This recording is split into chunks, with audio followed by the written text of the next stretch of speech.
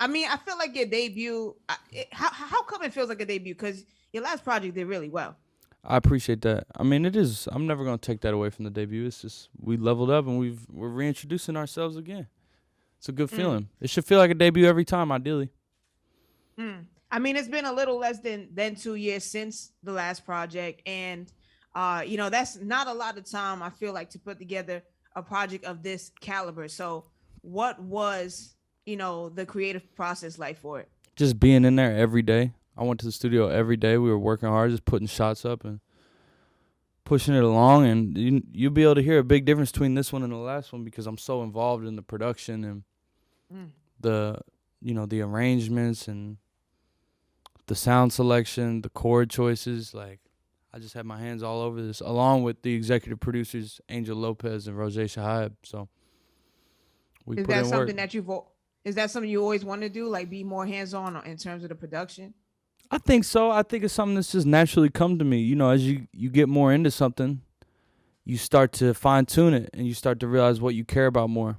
You start to get Mm. deeper into it and you're like, oh, your ear starts to pick up things that you weren't picking up a year before. So, do you feel like there's anything specifically you might have picked up on this project that maybe you might have missed on the last one? I think I was picking some beats out of packs on the last project. I would get a beat and that would be the finished product. This time everything was cooked from scratch. I wrote so many of the records while the beat was being made in front of me. It was just everything kind of came from this ground up situation and nothing was a finished product. I didn't bounce any of the music. The music didn't leave the studio. I didn't ride to demos. I didn't get attached to versions of the songs.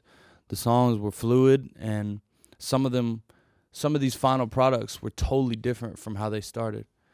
And so we just were able to be really creative and it's kind of like I one time read like the Beatles when they got to Rubber Soul, like they just got so much more hands on, which might have been their third, fourth, or fifth album. I don't know. It was like halfway through the 60s.